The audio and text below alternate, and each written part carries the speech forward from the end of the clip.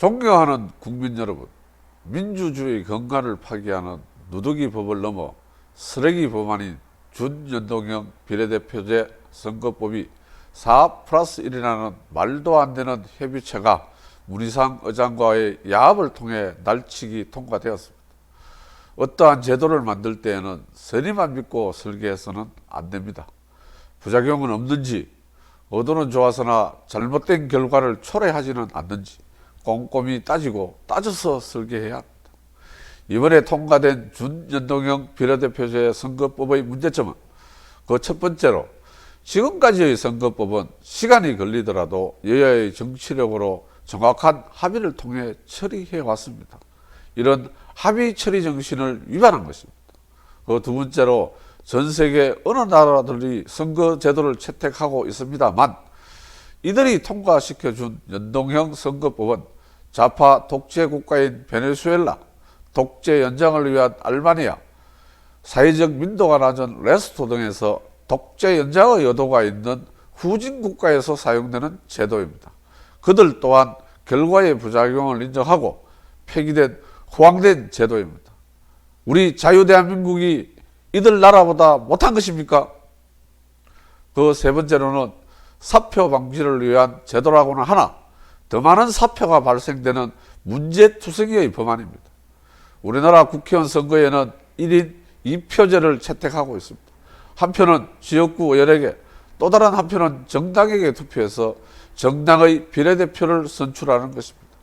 그래서 지역구 의원에게 투표한 것은 그 결과대로, 비례대표 의원에게 투표한 것은 득표율에 따라 비례대표를 선출하는 방식으로 채택하면 간단합니다.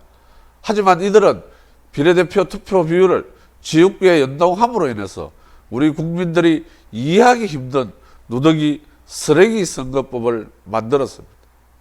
헌법재판소에서는 국회의원 선거의 표의 등가성을 2분의 1, 지방선거 의원의 경우에는 3분의 1이 넘으면 헌법 위반이라고 판결했습니다. 이들이 발의한 선거법 내용대로 간다면 자유한국당의 경우 160만 표를 얻어야 비례대표 한 명을, 정의당의 경우에는 19만 표만 얻어도 비례대표 한 석을 차지할 수 있습니다. 이는 2분의 1, 3분의 1을 넘어 6분의 1이라는 엄청난 표의 등가성을 위반한 헌법 위반 위헌 법률입니다. 그 네 번째로 우리나라는 대통령 중심제 국가입니다. 전 세계 어떤 나라도 대통령 중심제 국가에서 이런 제도를 채택하고 있지는 않습니다. 어떻게 보면 대통령 중심제인 우리나라에서 의회보다 대통령 권한이 우리 국민들의 삶에 영향이 큰 것이 사실입니다. 정말 민의가 반영되는 선거를 원한다면 대통령 선거에도 연동형 제도를 사용해도 될까요? 예를 들어 지난번 대선에서 연동형을 적용하면 문재인 정권은 41% 득표하였습니다. 그럼 지금 정권을 내어놓던가 24%를 득표한 자유한국당과 23%를 득표한 국민의당에 국무총리 등 장관의 임명권을 득표율에 맞게 배분해야 할 것입니다. 과연 이런 것이 가능할까요?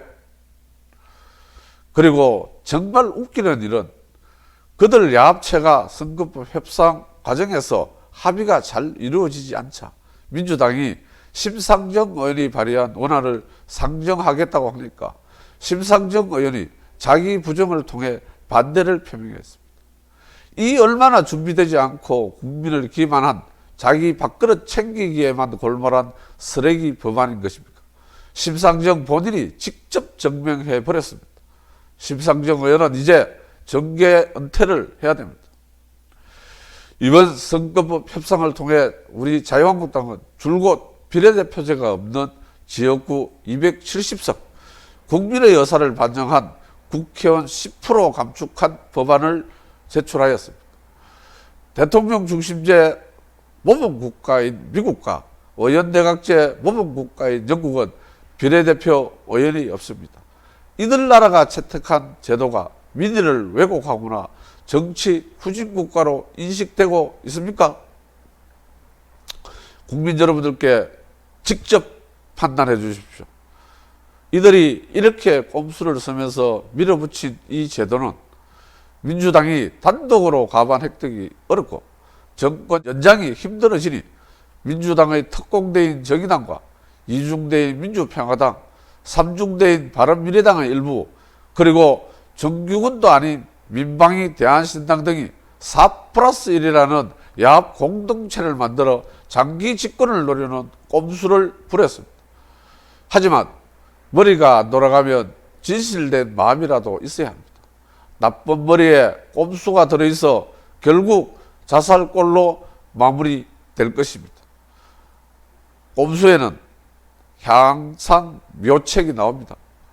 연동형 비례대표 선거제 논란이 발생되자 우리 자유한국당에서는 비례대표 정당의 창당을 위한 여러 가지 말들이 있었습니다. 하지만 명분과 위험성 문제로 인해 수면 위로 부각되지 않았습니다. 하지만 그들이 협상 과정에서 보여준 모습은 비례한국당의 창당과 명분 위험성을 말끔히 해소해 주었습니다. 또한 문희상 의장의 역할에 대해서 몇 가지 말씀드리겠습니다. 국회의장에 당선이 되면 당적을 버리고 무소속이 됩니다.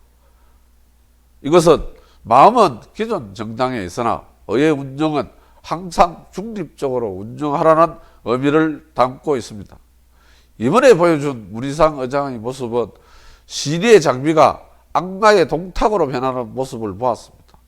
자신도 할 만큼 헤쳐먹고 그것도 모자라 자식에게 자리 세습을 위해 의회 민주주의를 파괴하고 나라를 팔아먹었습니다. 북한의 3대 세습과 문희상 의장의 2대 세습이 무엇이 다르겠습니까? 자신의 30년 정치 인생사를 하루아침에 무너뜨리는 모습을 보니 척은지심까지 듭니다. 권력은 상식과 민심을 이길 수 없습니다. 막다른 길인 줄 알았는데 거기에 새로운 길이 있었습니다. 누가 꼼수이고 무엇이 묘수인지 국민 여러분들의 현명한 판단을 기다리겠습니다.